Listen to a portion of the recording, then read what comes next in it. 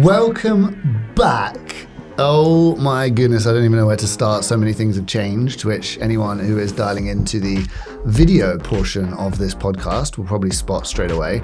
I think the first thing to point out is we have a new name. Whoa. Frontline of the Future gives way to the Blink podcast. Say what you see. And I think the second thing to point out is that we now have a new studio. We've swapped the booths and the front rooms of COVID for this illustrious setup, which I'm delighted to be some small part of, because the third change in this trio of upgrades to our podcast is that I'm now sharing this metaphorical sandpit with you, Georgie. Oh my gosh, I'm not sure how you feel about that though, Peter. Good and bad. You can tell marketing is now officially involved, hence all of those three things. Although I'm sad not to see Peter Durkin's front room anymore. Alas, maybe one day we'll do a road trip. That would be cool. Would it? That's a great episode idea. Okay. Yeah. Do you think we can move this entire setup to my front room in South London, Ines? No, Ines, the producer, is nervously nodding. Well, thank you so much. I do feel that was a bit of a warm welcome. I know it's bittersweet ending the solo career, but hey, on to pastures new. And I guess this is Say What You See, but it's not going to be about Blink. We're going to be diving into all things internal comms. Mm-hmm. And I promise everybody that yes, that might sound a little bit generic. It is absolutely not going to be generic, because we're going to be meeting up with, chatting to everybody. You know, the guests we've got lined up are the weird, the wonderful and the wacky of the internal comms world. I won't put those names to the speakers, but I think that's a great cocktail of what's to come. Mostly wonderful, I think. I think what Georgie says there is spot on. This was one of my red lines in the contract. That was the new podcast. The guiding principle's got to be the same. So aside from the name, we're not going to be talking about Blink at all. We want to be bringing you all of the best that internal comms has to offer in one podcast, based on all the people that we as a company are engaging with week in, week out. So we're going to be bringing you all the trends, all the fads, all the myths, and steer clear of sort of high level bullshit bingo like AI and the role that has to play in the workplace. Oh, no AI chat? We want this to be real. I'm sure AI will feature in some guys, but I think we're all a bit AI'd out after the past 12 months. It has a place, but it won't be featuring front and center of our podcast. Okay. And what should we have? $1 in the Blink charity jar if we over talk about Blink? Okay, you got it. All right, deal. Okay, so let's just get straight stuck in, shall we, Georgie? Well, Peter, sorry, you say that. Yes, we should get stuck in, but anyone who knows me knows that I'm a great believer in a bit of forced fun. Oh, for God's sake. Woo, can I get a wee? And I think it would be only fair to start off our first episode together with a bit of forced fun. But it will set the tone for the rest of our chat today. Right. You in? You in? Yes. Okay, so I've got some paper here and a pen. Uh-huh. And what I'm going to ask you, I'll do the same, and it will be fun, okay? Mm-hmm. Here's your pen. Thank you. You're going to have 30 seconds, Ines, behind the camera. Can we have 30 seconds on the timer? Okay, wait, hang on. Peter, you've got to draw. Can we do the countdown theme tune, Ines? Yeah. For nostalgia's purposes. You need to draw what you think represents kilocomms in 2025. Okay? Okay. No questions allowed. That's a very open question. Sure. We've just promised the listeners we're going to stay away from sort of... Yeah, but it's just like where your brain is. Okay, all right. All right. Kilocomms in 2025. Ready? Nope. And we're off. The clock has started. I don't think you're going to be able to tell what mine is, but I'm going to give nice. it a go. All right.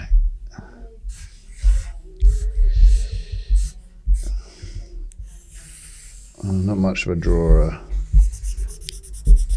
I'm not either. I'm hoping you understand what this is.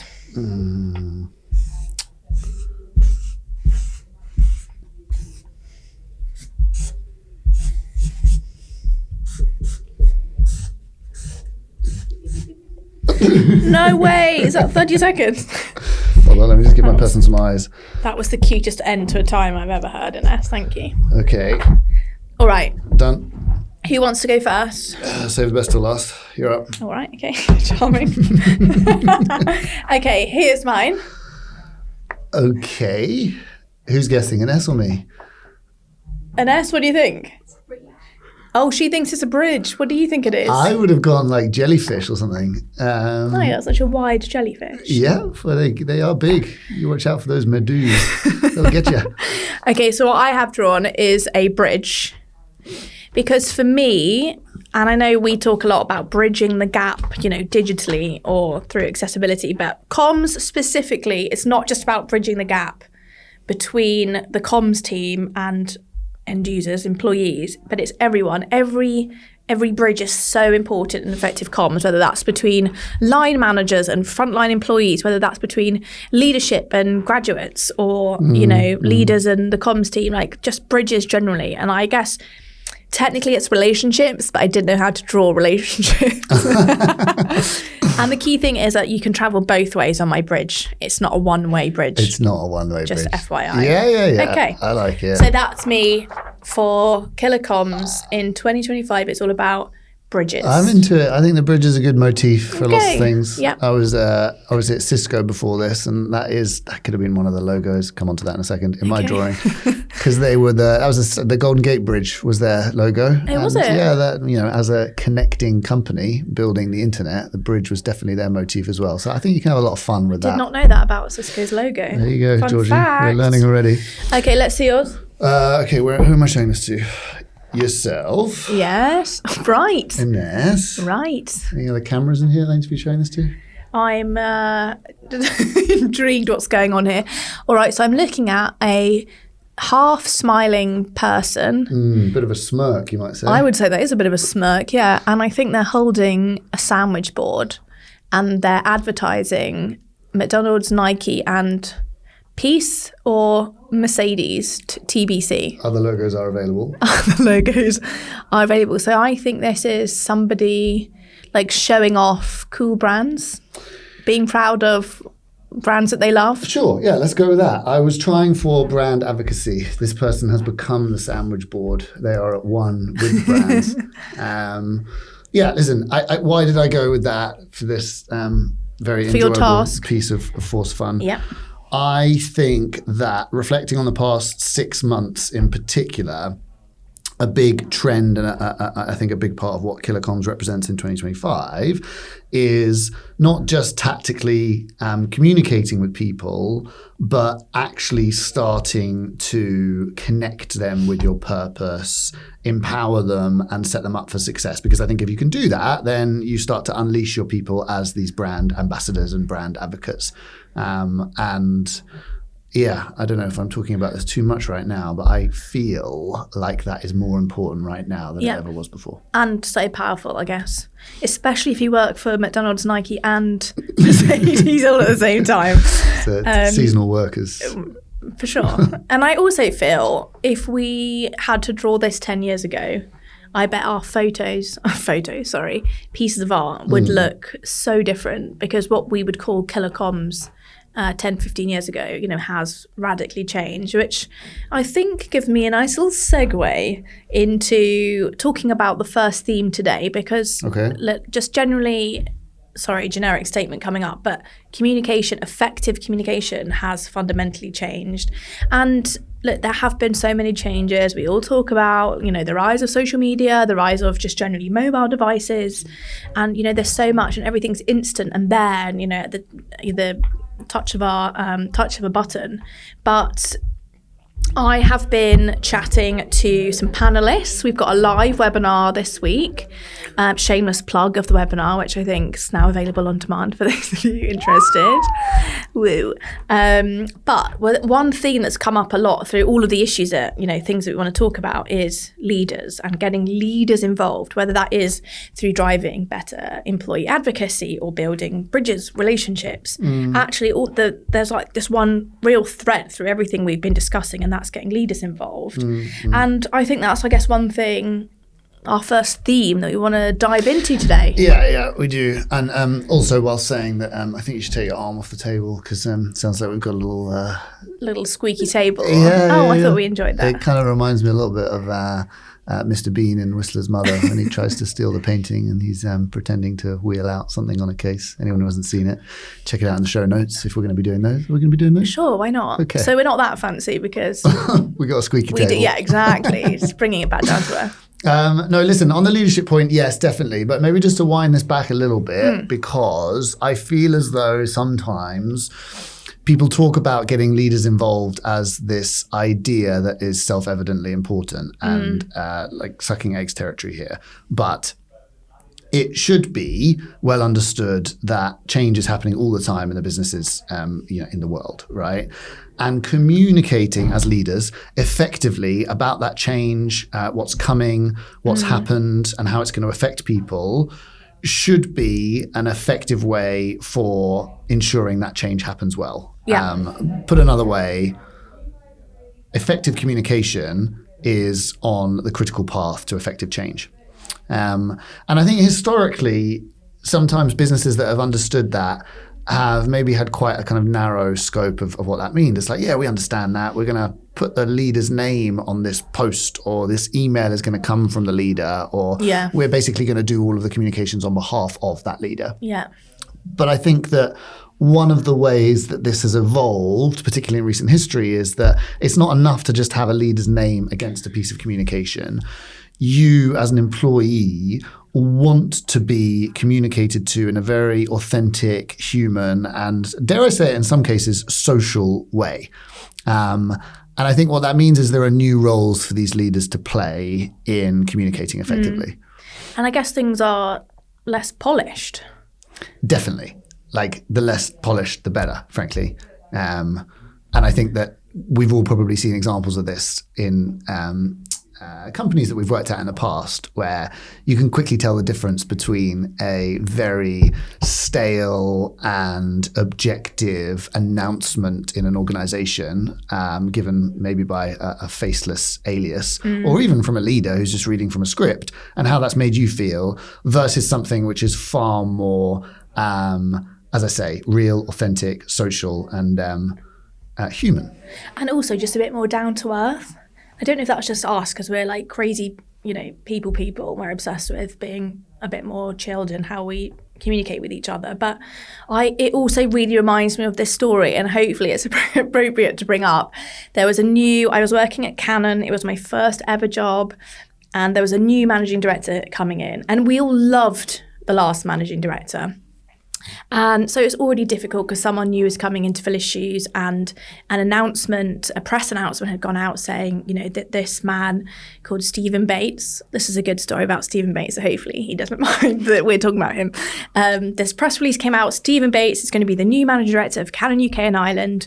So naturally, everybody Googles Stephen Bates, right? Who is this guy? He's coming in to be our MD. And I'm now Googling Stephen Bates. Great. So what's the first search result? Please tell me my story's still valid. It's a YouTube BBC Breakfast interview. Yep. Which is cool, right? You're like, okay, great. However, you watch the interview and it's an absolute car crash. Stephen's PH, for anyone who's curious. It's a bit of a car crash of an interview. And I think everyone was then a little bit worried. Who's this coming in? The journalist was asking one question and Stephen Bates was answering it with something completely different. Obviously, his PR team had briefed him accordingly. And he was coming in and he was then having to address the entire head office, UK and Ireland, at Canon in a town hall, all hands, And he could have positioned himself and done an opening speech, which I think he had in mind, but he actively came to the comms team, and there was I as a placement student in the comms team, very excited that, the managing director comes to us to help with communicating his first town hall. And he's like, guys, I have to start with the elephant in the room. And I just thought, this is really cool. And so Stephen stands up, having, sound checked this with the comms team. What do you think? Stood up, addressed the company the first time, introduced himself. He's coming from BlackBerry, throwback to anybody who remembers BlackBerry, and just said the Google search history probably went through the roof when the press release came out because, whoa, that was a car crash. And I just want to rest assured that this is why this happened and, X, Y, Z. And it was just, you could almost sense the relief from collectively everybody stood there listening to this address because it wasn't this perfect, polished sort of speech that he read off note cards, or that clearly somebody like the comms team had written for him. He was just so human and very aware that was clearly on the minds of people. And I just think it just showed, and it just set the tone immediately for, a lot of people don't have a relationship directly with the MD, but I think it just shows that he's human. And automatically, I think, set the tone for his tenure then at Canon. That is spot on. I can just imagine the kind of collective exhale of breath as everyone's shoulders kind of lower. Ooh. And thank God that actually this is a human being who is self-deprecating, self-aware, and is communicating in an authentic way. Yeah, and also makes mistakes, because that's so human. Yeah, definitely. I love that. So time out for a second, because I suppose people listening to this might be thinking, yeah, okay, I get this. I've tried to have a conversation with a leader about it. I've tried to coach a leader about it. Maybe I haven't, and I don't even know where to start. Yeah, or I don't have this really human, self-deprecating leader. Yeah, spot on. So what are some of the things that we're seeing that are actually working in this space that we can share? As you said at the beginning, this is the whole goal of this podcast, is to try and get real and bring to you examples of things which are actionable within some of the companies that you might be working in. Okay, so that being said, Peter, so should we do 2 each? 2 each? Sure, okay. Yeah, I normally like things in 3s, but she's going with 4. Oh, oh my God, I'm already thrown you. I'm so sorry. That's okay. That's all right. All right, I'll start. Okay, number 1. The beauty in this one is in its simplicity for me. And I've got to give a shout out to Steve and Cindy Crescenzo on this, who first introduced me to this notion of the 6-word story and snackable content. So the idea here really is that the way that we receive communications in our personal life is quite clickbaity, right? For want of a better word, poor attention spans. So if you can't, as a leader, summarize what you're trying to say in 6 words to get people's attention and to make them want to click through and read the rest of your piece, then you perhaps should think about how to practice a bit more brevity and concision in what you're communicating. And I think this is a really nice way to force a little bit of clarity in what you're trying to communicate as well. So my first one would be, think about how to create this type of snackable content, which might include a video, sure, but in the title, how do you get really tight with a 6-word story? So what would 6 words be about this? Nice. So maybe... Georgie, Peter, podcast live, listen tomorrow. Whoa, 6 words, well done. I'm in. I want to tune in. Okay, cool. So my timeout example is going to be snackable. So I guess very similar off the theory of things being shorter, easy to digest. There's a lot of information coming at us as consumers. But specifically from leaders, I think the default is to really write the narrative, write a lot of context, when sometimes little and often can be much more impactful. And I see this from leaders on LinkedIn. So for example, Paul Evans, who's the CEO of Carlisle Support Services, please look up his LinkedIn. He's so good at this, and it's not War and Peace he's writing on his posts. Hopefully he does this internally. But it's a photo. I'm on the road and this is what I'm doing. And it's just so short form and snackable, and with a photo or a video. And I think it's really impactful. So yeah, snackable content is mine. It's also little and often is my approach to eating as well. So it works with comms and with actual snacking. Sure. Okay. Thanks for that, Georgie. Okay, so those are I think, sort of very low barrier to entry ways that people can start getting comfortable with the stuff today. Something maybe which is slightly more strategic and cross-functional and requires a little bit more effort, but I think is equally as innovative and effective. We're working with someone at the moment who has employed an influencer to coach new graduates on how to create compelling content for their company. Now, the goal here is for those graduates to then enter a reverse mentoring relationship with senior leaders in that business. And this is where it gets cool. So the graduates are effectively coaching leaders on how to communicate in a way that will capture more attention and followers and so on. Whereas the leaders are coaching the graduates on career paths and how to better their advancement within the organization, which obviously, I think is a a novel way, effectively, to doing skill swapping and sharing within an organization, but with a particular focus on this idea of getting leaders more involved in taking an active communicative role. Very cool. Although I can imagine as a graduate, that's probably quite intimidating. I think so too. I don't know. I think it's, I can imagine a world where you probably do feel quite well equipped as a graduate to share this type of knowledge. And then I think at the same time probably gives you a bit of confidence as well. I mean, I think early exposure to leaders at the start of your career to kind of like demystify them as sort of, all-seeing, all-knowing, untouchable. Exactly. Yeah, definitely. Yeah. No, I'm really excited to see how that pans out. What an amazing initiative. Okay, my second and final is a company that we're working with, and I've learned about all this because they've been running a big sort of internal awards do, and we've been involved somewhat. And the internal comms leader just thought, the first thing you say at an awards do internally, or even any big internal event, kind of sets the tone for the rest of the event.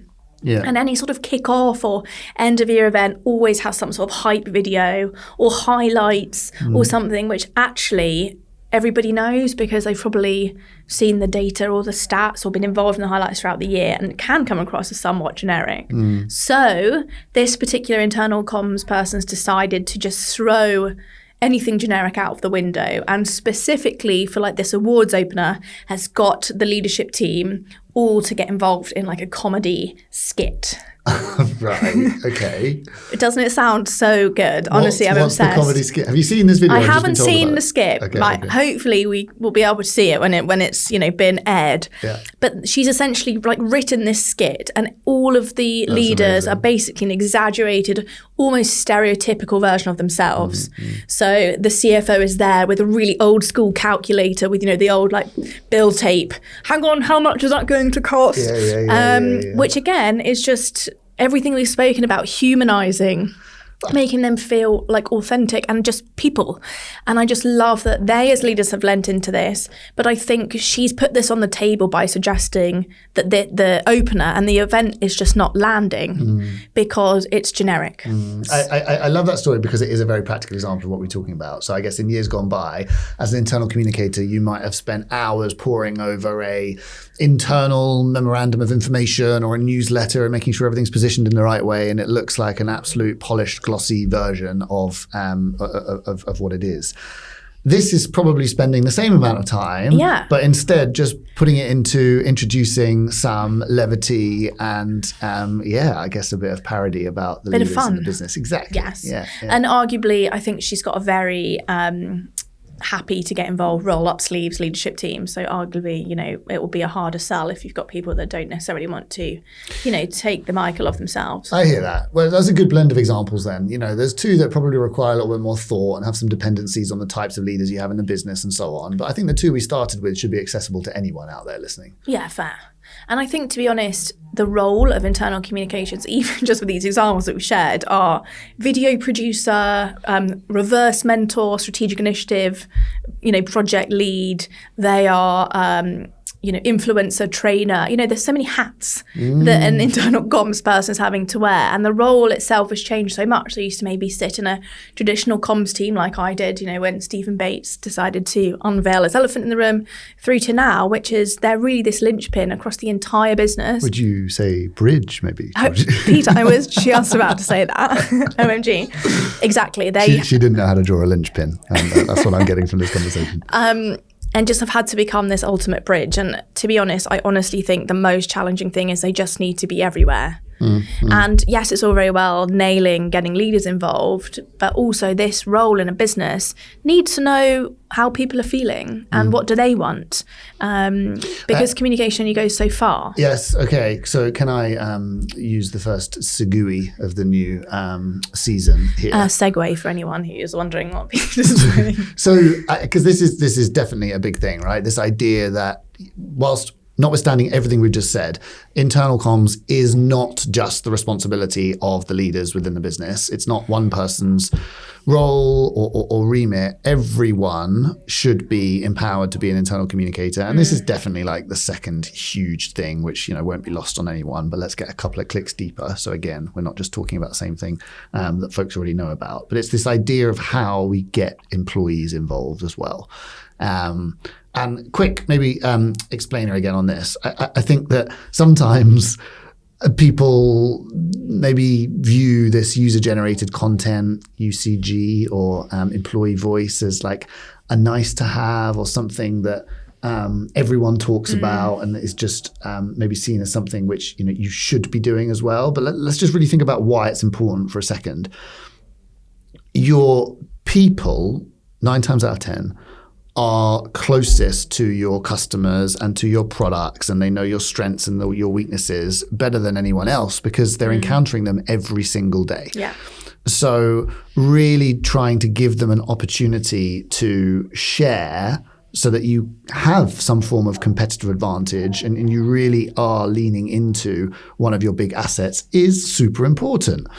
And of course, it goes without saying, 9 times out of 10, people want to hear most from their colleagues. The sort of stories and real life examples of people doing the same jobs is content that just by its very definition is super engaging. So true. And I think in a previous role, I was working at the FT, Financial Times, global credible media source. Sure. I don't know, I'm doing a plug for the FT. But every employee would come into the FT in the morning, either having read the paper or ft.com on the way in, because obviously that's your product. So you as an employee want to sort of read your product every day. But I became so obsessed with the comments because I was obviously in a marketing role and I was learning so much about the journalism and the product through comments. The comments of not the employees, the comments of people, readers of readers. Exactly. Yeah. But I feel like I learned so much more about the article and the readers and the profile of readers and just that entire sentiment in the comments, not from how the journalist had written or who was featured in the article, because it's just so powerful. And if you take that exact use case, but internally, the comments and hearing from your colleagues and how they're reacting or feeling about something across your peers or across the organisation can be actually a really powerful way for you as an employee to feel or to get involved or to feel part of something. Yeah, I think that's a really interesting example. I mean, obviously it's sort of using the analogy of like readers' comments with employees' comments, but I think that is spot on because I guess as the FT, if you're trying to understand how a particular piece has landed with the audience, then readers' comments are a great proxy for understanding that. And I think the same is true with employee voice. And I know it can be quite scary, and maybe if we've got some time, we can talk about this a little bit later. But the tone and the content within user-generated content tells you far more about your organization than the scripted or highlight reel that you want to push. And I think that is a very powerful advert for giving employees a voice. Yeah, I recently was in the White Company, and of course you were. I hang out there a lot. It's just like it's a real safe space for me. It's like going to the spa. Anyway, I was in there and I was deciding to buy a diffuser, an electric diffuser. Actually, if you haven't got one, I do recommend it because I was at the White Company. Anyway, your use case for this is.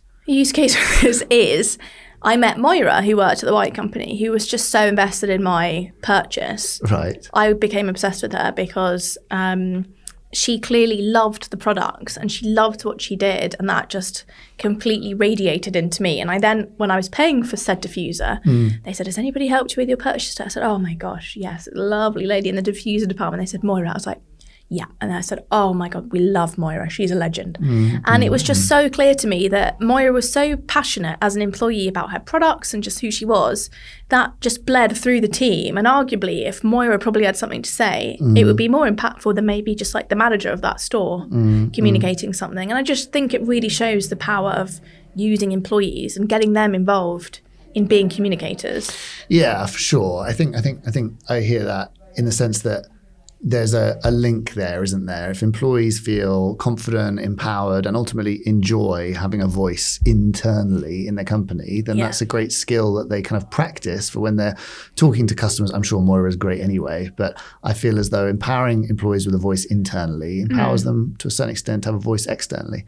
And you know the types of companies that are doing this stuff well, where employees feel connected and a sense of belonging. And I think a lot of that comes down to the extent that you give them a voice, whatever that looks like in an organization. I'm not solutionizing here, but to feel like you belong to a family, a company, a group of friends, you want to feel as though you are listened to and your views are respected. Yeah. It's a good feeling.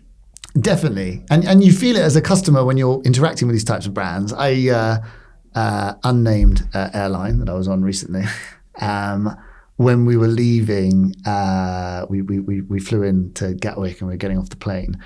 And I haven't been in a cockpit, I think, since I was a child. And as we were leaving, being that I was with a small child at the time, we were invited into the cockpit. I've got pictures. I did not stop talking about it over Christmas. My wife is sick of this story. But I guess the reason why I'm saying this is that stuff doesn't just happen. I think people need to feel connected to your purpose and involved in the organization they represent to start giving you these types of memorable moments that the likes of Moira and this unnamed airline gave me. It really matters. Yeah. And I think it's like capturing that care and empowering people to care.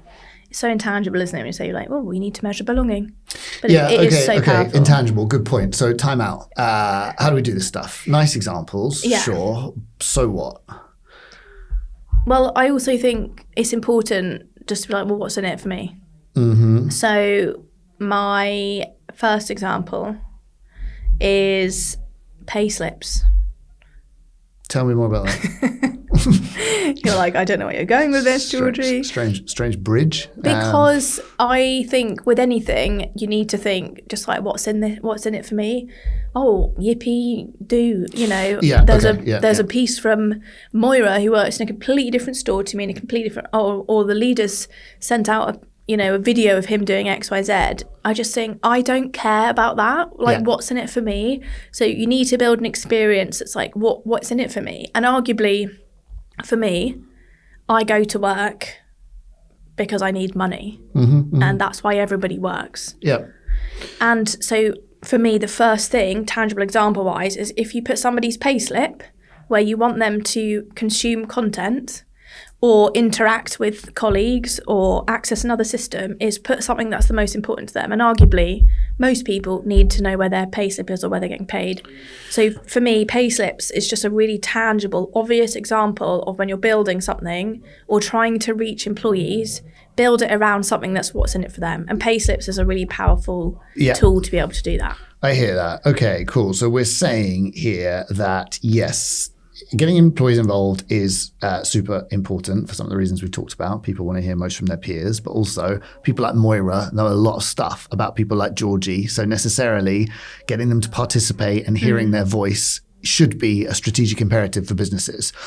Okay, but how do we do that? And so I understand the link to payslips here now. It's like wherever you are trying to capture employee voice, put there things that employees care about too. Yeah. That might quite literally be, hey, Moira, if you want your payslip, I'm interested in your thoughts about XYZ topic, for instance. It could be super ad hoc. It could be more structured. It could be in employee surveys. It could be in town halls. But I guess ultimately this is a quid pro quo. And if we want employees to start participating, contributing, and driving content as part of our strategy, there has to be something in it for them too. Yeah. So that's my first example in our timeout. And arguably my second example, I'm just going to jump straight in here, PB, is the same with holiday booking. Like, I'm sure that's another system, another potential point of friction, but it's something that people need to be able to do is book their hours off or time off. So where's that system? And again, pay slips and holiday booking are two things every single person needs to do. So make that easy and meet them where they are. And while they're there, capitalise on that. So my 2 things in our time out in trying to reach employees is make it easy, meet them where they are, and utilise everyday functions that they need, because what's in it for them? Yeah, I hear that. This might sound like we're getting quite super practical in the weeds on this stuff, but I'm here for a practical tip. No, me too. And this is the point, right? We're not talking. We're talking high level about some of the killer themes for 2025, and employee voice and getting employees involved is one of those. But brass tacks, how do you make that happen? Yeah. In a long-term, sustainable way?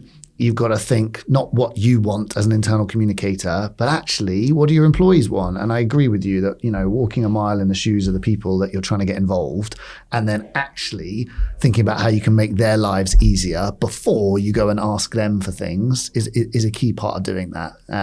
How about you? What are your 2? Well, I don't know. I mean, if I'm riffing on your theme, I've always thought a bit of a holy trinity here is definitely pay slips, holiday booking, schedules. Those are the things which I need to access as an employee. But I'm not sure. I mean, I think, definitely one of the things that we've heard a lot about is how people are still almost expected to use things like their WhatsApp on their personal phone to communicate and collaborate with people. And that's not just texting, that's also calling, and that has an impact on me as an individual, because ultimately I'm paying to or for the right of communicating with my peers, and that's never sat super well with me. So I definitely think that trying to lead with something for your people in that regard is helpful too. Whether it's giving them data plans, whether it's giving them devices, or actually whether it's just ensuring that they have a non-personal means of communicating with their team at all times. Again, all falling into this category of how do I give you something before I ask you for something? Yeah. And at the end of the day, it's just, can you make my life easier? Yeah. Okay, that was 3, not 4. Do we feel okay about that? Well, technically I did pay slips and holiday booking, so that was my 2. Yeah. And I offered 1, so we're at 3, not 4. I would say you did a combination of 2, so technically we're at 4. Okay, sweet. I like it. This is where marketing meets finance. I would like to make a little segue though, because I think this is all rosy and exciting, and yes, you've got this great staff and the likes of Moira's of the world, or your experience on the airline. These are people that are very involved and care, and they probably do become brand advocates and are really involved. But we're talking here about potentially lifting the lid for every single employee to have a voice.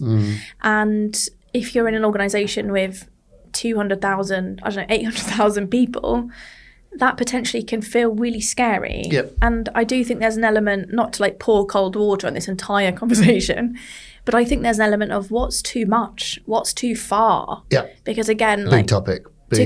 Sure. And to compare it to the world of social media, there is a line, and there aren't many guardrails, and this is in the workplace.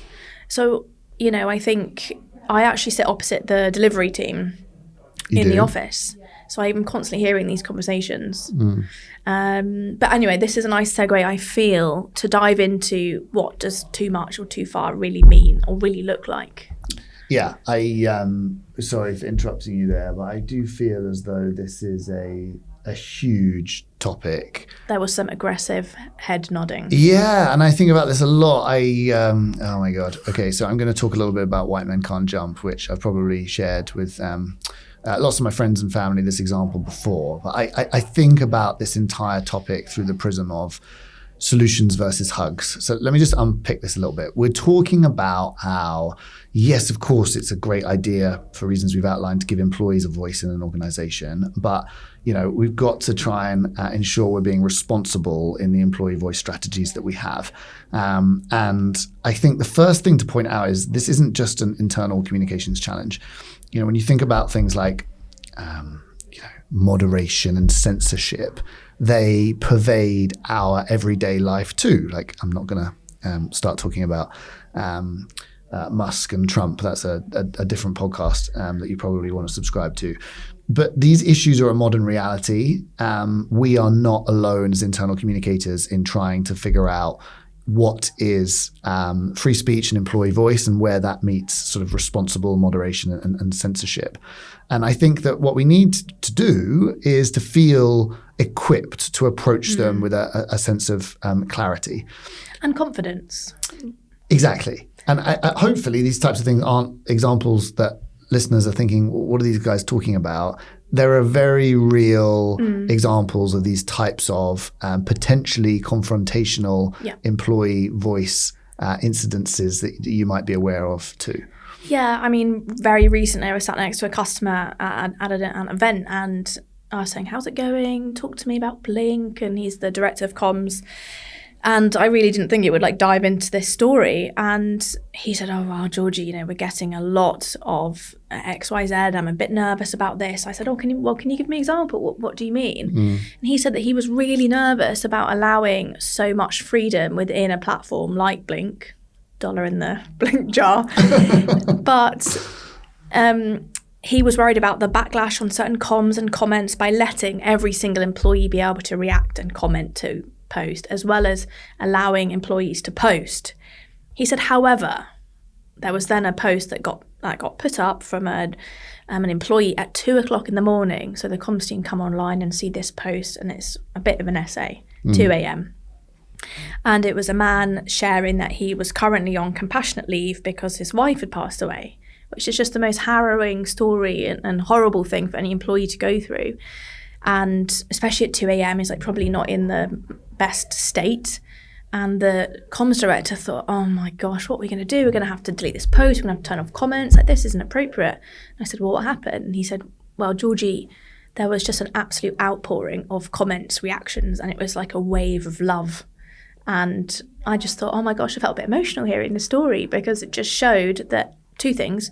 A, that employee felt comfortable in the culture to post that, and arguably, like, what was his objective? What was he looking for? But secondly, is that it was such a result of how people are feeling and the culture in the organisation, that it's not that people didn't reply, but people replied with such heartfelt comments. Yeah. And I think the comms director felt, of course we'd want to leave this on, because even if it was a different post with more negative comments, it's people being heard. And it was just so powerful. I agree. And I think that obviously that is an advert for what we're talking about previously, just like the more human side of employee voice. And I'm sure there was a moment that comms individual was thinking this post could go one or two ways, yes, and they feel I'm sure. concerned about it. And I think this is probably the point I'm trying to make here, which is that, yes, we see posts like that. You also see posts like, what's the point of these employee surveys? Nothing ever happens, or, people responding all on email aliases going, why are we celebrating X when we never celebrate Y? Why do we get this day off and not my birthday off? Totally. Yeah. We were at a conference last year and getting lots of feedback about people explaining or complaining rather that, why are we getting these benefits? I just want more money. This type of sentiment is real. And sometimes this bubbles over when you're giving people the right to share this type of thing. And I think much like the example of your post, everything needs to be considered on its own merits, right? And I spoke about solutions versus hugs earlier.